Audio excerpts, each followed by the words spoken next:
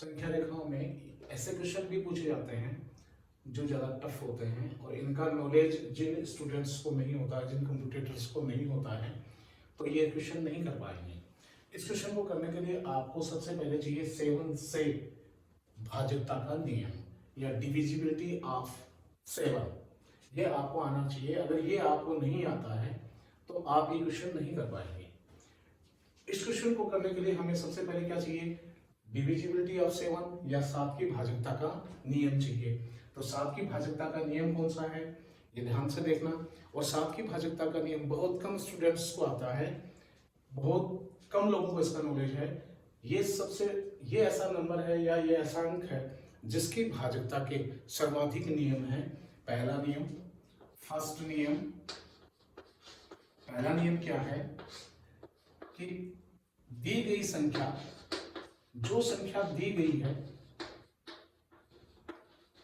दी गई संख्या के इकाई के अंक को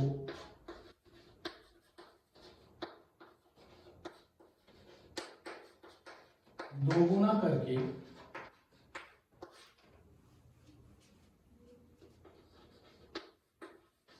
इकाई के अंक को दोगुना करके शेष संख्या में से घटाना है।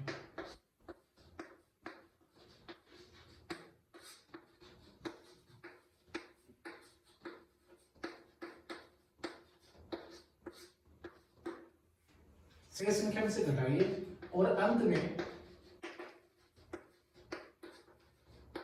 प्राप्त शेषफल में,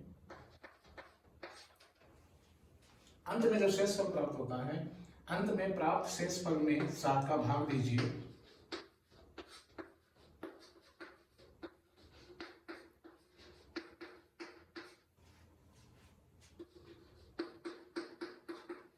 जाता है तो वह संख्या 7 से भाजित होगी।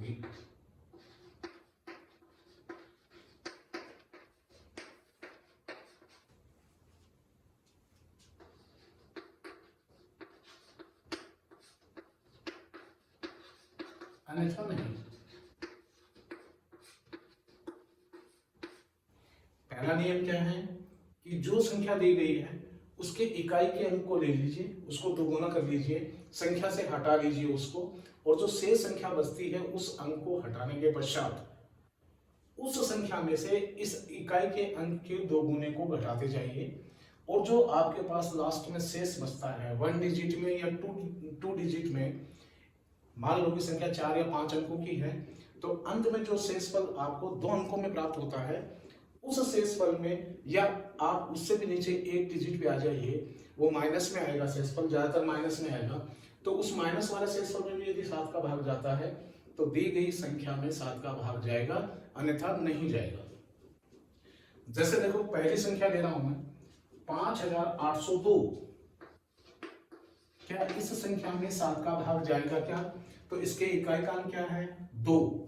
हम क्या करेंगे, यहाँ प्रक्रिया करेंगे, और प्रक्रिया क्या रहेगी? 2 को हटाएंगे तो संख्या क्या बच गई? 580। और 580 में से 2 का दोगुना कितना हुआ? 4। घटा दिया भाई, संख्या कितनी हो गई? सॉरी, इसको लिख दो 4802। संख्या हो गई अपने पास, -4 करेंगे तो संख्या आ जाएगी 476। अब 476 के इकाई का अंक कितना है? 6। तो 47 में से 6 का दोगुना घटाइए 12, कितना है? 35। अब देखो, 4 अंकों की संख्या थी, हमने 2 डिजिट तक ले आए हैं, इसमें आसानी से 7 का भाग जा रहा है, तो इस संख्या में 7 का भाग पूरा पूरा जाएगा। 35 में 7 का भाग जा रहा है, शेष आ गया अपने पास। अभी भी इसको भी यदि माइनस में ले जाओ तो इकाई के अंक को डिजिट के डबल करो और उसको शेष क्या बच रहा है? 3। तो 3 - 10 इज इक्वल टू -7। -7 में 7 का भाग देंगे तो क्या आएगा? -1। -1 कैसा है? इंटीजर नंबर है, इसलिए -7 में 7 का भाग भी पूरा पूरा जाता है। -7 भी 7 से पूरी तरह भाज्य है। तो यहां ऐसे पहले नियम के अनुसार इस संख्या में 7 का भाग जाएगा। तो पहला नियम क्या कह रहा है? जो संख्या दी गई है उसके इकाई के अंक को दोगुना करना है और उस अंक को हटाने के बाद जो शेष संख्या बचती है उस संख्या में से इकाई के अंक के दोगुने को घटाना है। घटाने को जो शेषफल आता है, ये प्रक्रिया तब तक करते जाना है जब तक 2 डिजिट में नंबर नहीं आए, या माइनस में 1 डिजिट में नंबर लेना चाहते हो आप 1 नंबर में भी ले सकते हो, वो माइनस में भी आ सकता है और प्लस में भी ले सकता है। यदि दहाई का अंक बड़ा है और इकाई का अंक छोटा तो ये शेषफल प्लस में भी आ सकता है, लेकिन दहाई का अंक छोटा है और इकाई का अंक बड़ा है तो ये शेषफल माइनस में भी जा सकता है। आपको कुछ नहीं करना, अगर आपको 1 डिजिट तक आना है तो चाहे वो शेषफल माइनस में है चाहे प्लस में, आप उसमें 7 का भाग देकर देख लेंगे। यदि उसमें 7 का भाग जाता है तो उस संख्या में भी 7 का भाग जाएगा, अन्यथा 7 का भाग उसमें नहीं जाएगा। नंबर 2, दूसरा नियम क्या है? ये पहला नियम है। तो इस नियम के अनुसार हमने देख लिया कि जो ए ऑप्शन है वो 7 से पूर्णतः भाज्य है। अब नेक्स्ट दूसरे ऑप्शन को हम देखते हैं, क्या इस संख्या में भी भाग जाएगा क्या? तो नंबर 2, डिविजिबिलिटी ऑफ 7। नंबर 2 क्या है? 7 की भाज्यता का दूसरा नियम क्या है? यदि ध्यान से देखना, 2 अंकों की संख्या को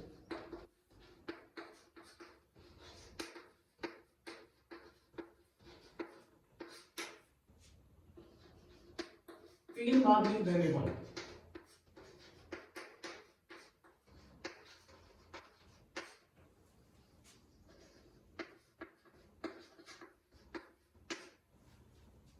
कोई भी 2 अंकों की संख्या है उसको 3 बार लिख दें, यानी कि कुल डिजिट कितने बना लें? 6 बना लें। 2 अंकों की संख्या को हम 3 बार लिख देने पर हमेशा 7 का भाग जाएगा। चाहे आपके 2 नंबर वो डिजिट कोई भी हो, हमेशा 7 का भाग जाएगा।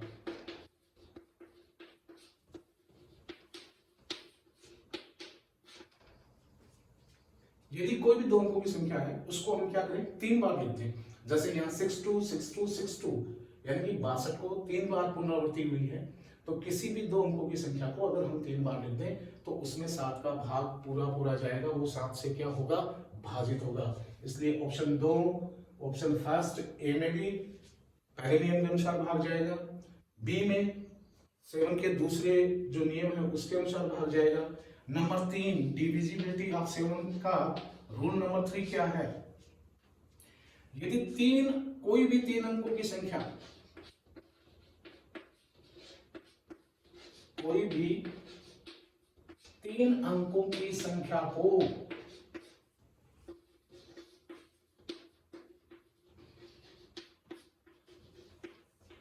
2 बार लिख दिया जाए,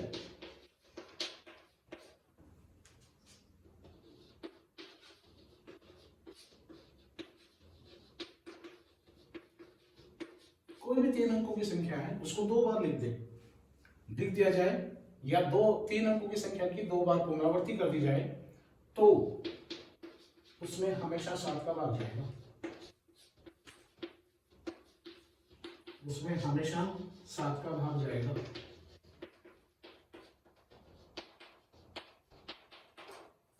दोबारा सुन लो, 2 अंकों की संख्या को 3 बार लिखना है, और ऐसा कोई भी 2 अंक ले लो, आप कोई भी 2 अंकों की संख्या बना लो, कोई भी एनी 2 डिजिट नंबर, उसको 3 बार लिख दो तो उसमें हमेशा 7 का भाग जाएगा।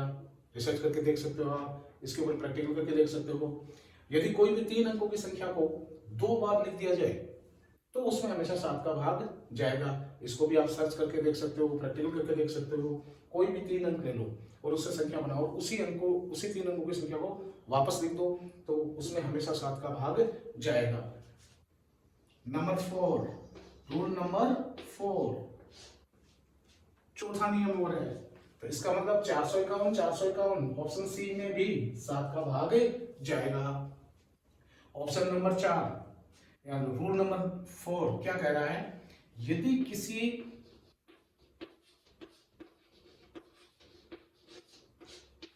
एक ही अंक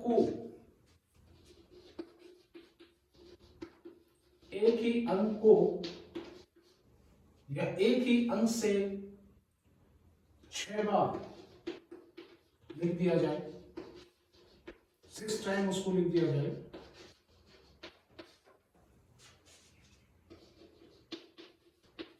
तो बनने वाली संख्या में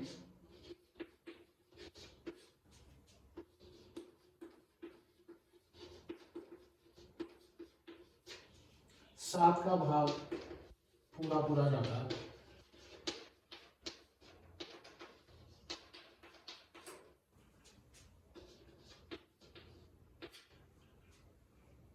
किसी एक ही अंक को, कोई भी एक अंक चुन लो आप, 1 to 9, कोई भी 1 डिजिट आप ले लीजिए और उसको 6 बार रिवाइज कीजिए।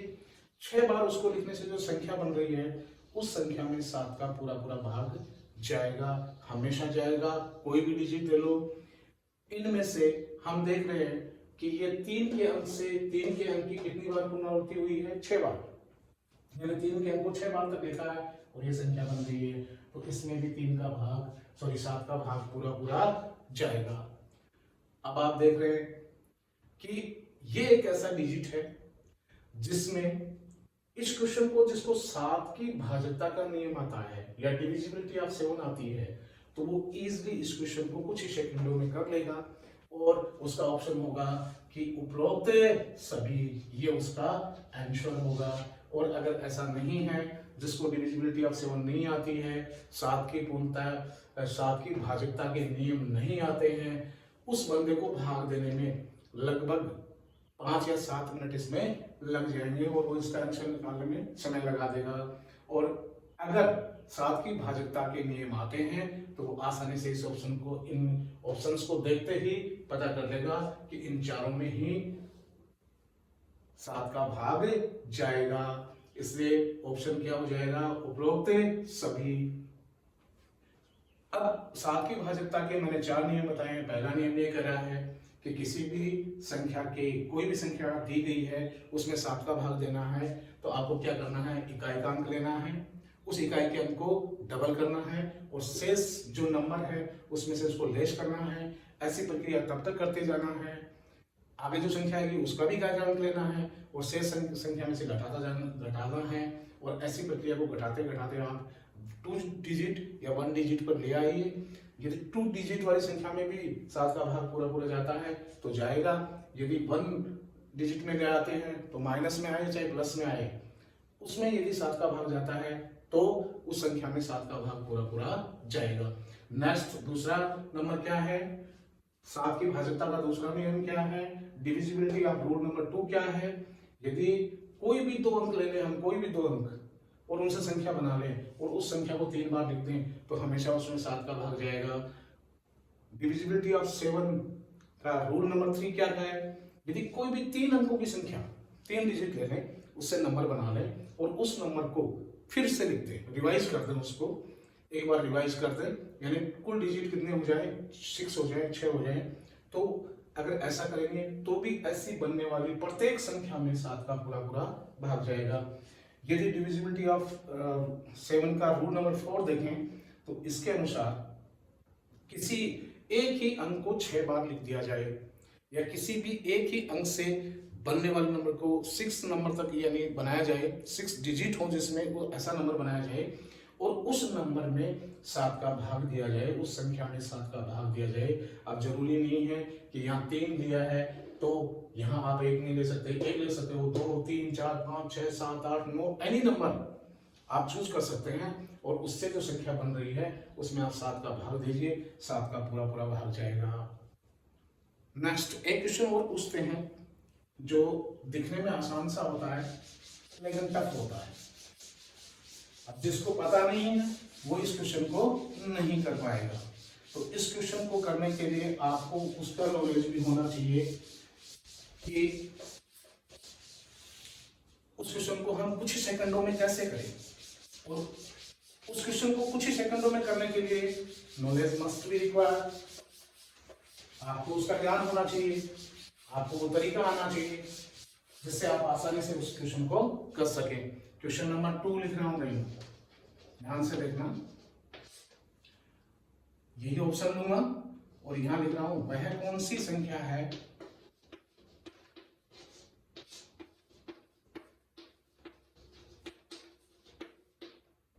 जो 3, 7, 11 है, 13 है और 37 से पूर्णतः भाज्य है।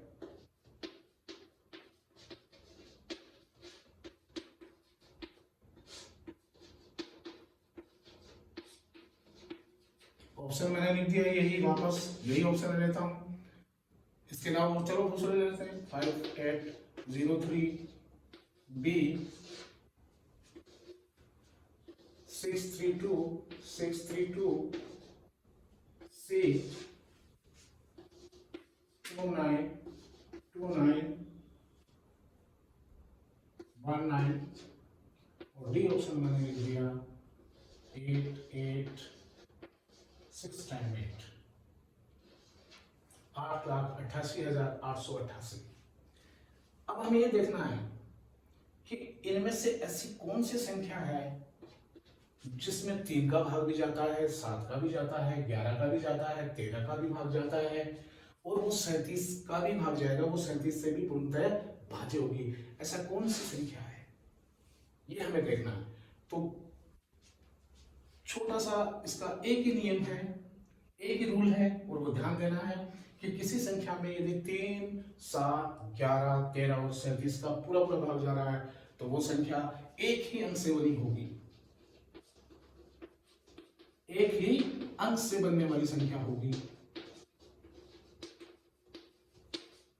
एक ही अंक से बनने वाली 6 अंकों की संख्या होगी। उसमें कुल डिजिट कितने होंगे? 6 होंगे।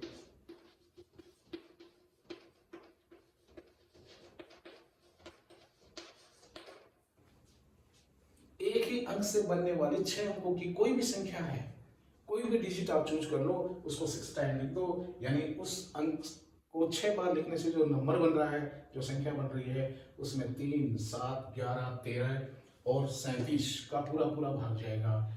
वो किससे डिविजिबिलिटी होगी? 3, 7, 11, 13 और 37 की डिविजिबिलिटी है कि आप किसी भी नंबर को लीजिए और उसको 6 टाइम लिख दीजिए और 6 अंकों से बनने वाली संख्या में इन सब का क्रम से भाग देकर देखिए, आप सबका भाग पूरा पूरा जाएगा। तो ये तो हो गई टफ डिविजिबिलिटी। जो क्वेश्चंस, ऐसे क्वेश्चंस एग्जाम में आते हैं, आपको बहुत ही मिसमाइंड करते हैं, क्योंकि ऐसी संख्या ढूंढना आपके लिए 3, 7, 11, 13 और 37 से जिसमें भाग जाता हो, ऐसे संख्या को ढूंढने में आप पहले 3 से भाग देंगे, फिर 7 से देंगे, 11 से देंगे, 13 से देंगे, और 37 से भाग देंगे, और आपको नॉलेज नहीं है तो ये क्वेश्चन आपका रह भी सकता है, आप छोड़ भी देंगे इसे। और नॉलेज है तो फटाफट आपका आंसर क्या होगा? D option. क्यों? कि हमें पता कि एक ही नंबर से 6 टाइम या 6 डिजिट, 1 डिजिट लिया जाए और उसको 6 टाइम लिखा जाए, और जो नंबर बनेगा उस नंबर में 3, 7, 11, 13 और 37 का पूरा पूरा भाग जाएगा। अब कुछ क्वेश्चन, नेक्स्ट क्वेश्चन मैं ले रहा हूं जो एग्जाम में पूछा जाता है और इंपॉर्टेंट क्वेश्चन है, ध्यान से देखना। ये क्वेश्चन आप कुछ ही सेकंडों में कर सकते हैं यदि आपको नॉलेज है। क्वेश्चन देखने में बहुत टफ लगेगा, बहुत हार्ड लगेगा, लेकिन उसको करने में बहुत आसानी है। थोड़ा सा आपको नॉलेज होना चाहिए, और वो है क्वेश्चन नंबर 3।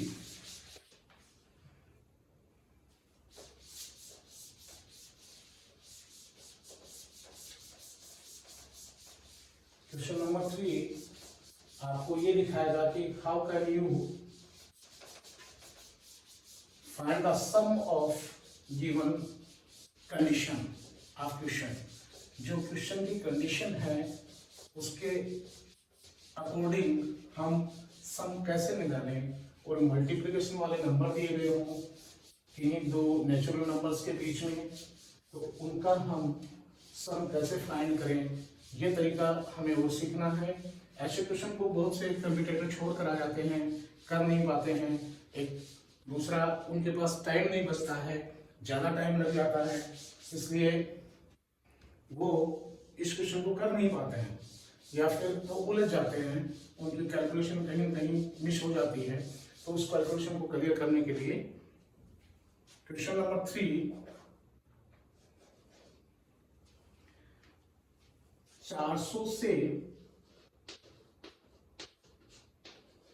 500 के मध्य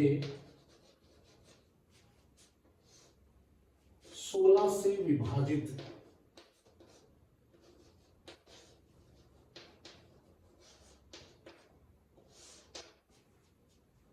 सभी संख्याओं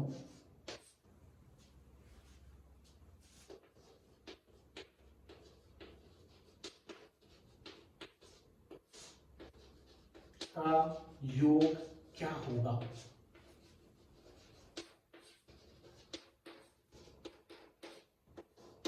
क्वेश्चन है, संख्या क्वेश्चन क्या है, 400 से 500 के मध्य। अब मध्य के बीच भी आ सकता है ये, 400 से 500 के बीच 16 से विभाजित सभी संख्याओं का हमें क्या निकालना है, सम निकालना है, योग निकालना है। तो सबसे पहले हमें ये देखना है कि 400 से 500 के मध्य 16 से विभाजित संख्याएं कितनी हैं। तो इसका तरीका है क्या निकालना हमें कि 400 से 500 के मध्य 16 से विभाजित होने वाली कुल कितनी संख्याएं हैं। तो सबसे पहले हम क्या करेंगे, इसका मेथड ये है कि जो आपका अंतिम डिजिट है मध्य पूछ रहा है, या 400 से 500 तक कर लो, 400 से 500 तक ऐसा कर लो ताकि ये डिजिट भी आ जाएगा। अगर मध्य पूछता है तो 500 से नीचे छोटी संख्या कितनी होगी, 499 और 401, क्योंकि 400 से 500 के मध्य पूछता है तो संख्या 401 और 499 होगी। लेकिन यदि तक पूछता है कि 400 से 500 तक, इसका मतलब 400 और 500 उसमें क्या होंगे, शामिल। मध्य पूछता है तो 500 शामिल नहीं होगा, 400 शामिल नहीं होगा, 401 और 499 इसमें शामिल होंगे। चलो पहले तक देख लेते हैं, उसके बाद में दूसरा मध्य का भी देख लेंगे। 400 से 500 तक 16 से विभाजित सभी संख्याओं का हमें क्या निकालना है, योग निकालना है। अब योग निकालने का तरीका, योग कैसे निकाल पाएंगे, अब ये 16 से विभाजित है तो हमें क्या करना है, लास्ट का जो डिजिट दिया है उस डिजिट में दिए गए डिवाइडर से उसको डिवाइड कर देना है। तो 500 में किसका भाग देना है, 16 का।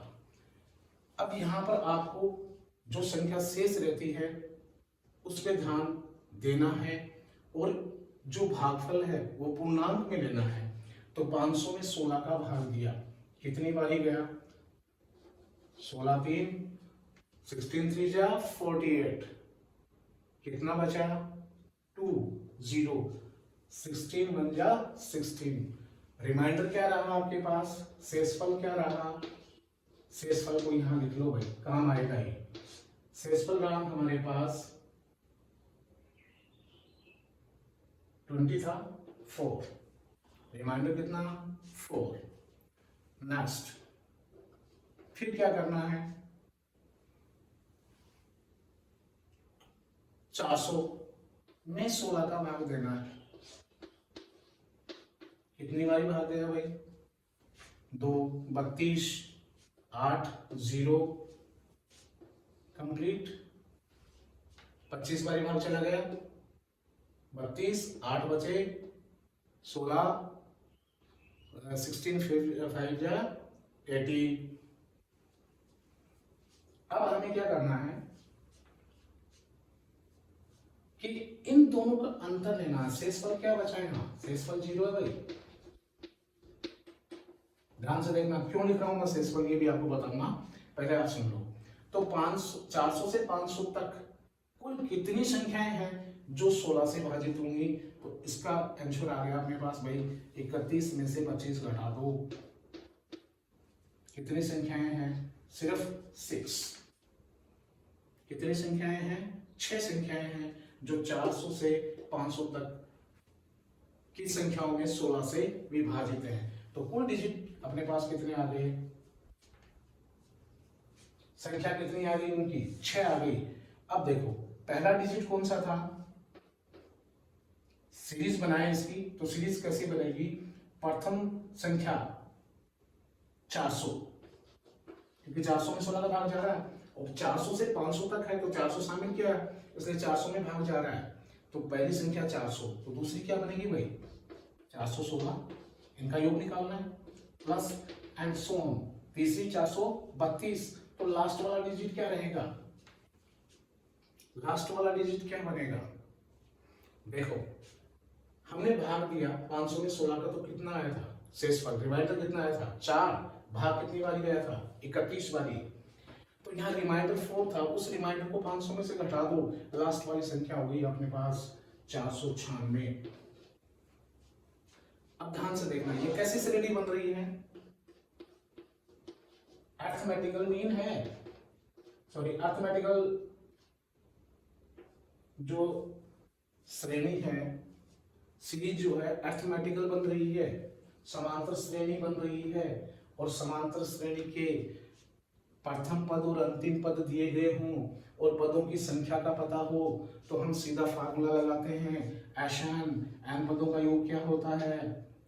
n/2 इंटू ए प्लस एल, जहां ए क्या है? प्रथम पद, और एल क्या है? अंतिम पद। अगर किसी भाई को नहीं समझ में है, ये फार्मूला नहीं आता है, तो इसको यहीं छोड़ दो, और जिनको आता है वो इससे आंसर निकाल सकते हो। आंसर निकालने का तरीका क्या आ गया? 6 थे, 6/2 400, और लास्ट का 496, इन दोनों को ऐड कर दो, ये 3 हो गया और ये हो गया 3 इंटू 896, मल्टीप्लाई करवा दो 3 से, तो 18 और 28, फिर 28 आ जाएगा, 24 और 2 26, 2688। 18 हासिल 1, 27 और 1 28 हासिल 2, 24 और 2 26, 2688 आंसर आ जाएगा भाई इसका। अब दोबारा सुनो, जिनको समांतर श्रेणी के m पदों का योग ज्ञात करने का तरीका, समांतर श्रेणी क्यों बनेगी? क्यों सब 16 से डिवाइड है, इसलिए पहला पद 400, फिर 416, फिर 432, इस तरह से 16 के गुणज में आएंगे, इसलिए समांतर श्रेणी होगी जिसमें दो पदों के बीच अंतर समान होगा, और वहां हम सीधा ये समांतर श्रेणी के n पदों के योगफल का फार्मूला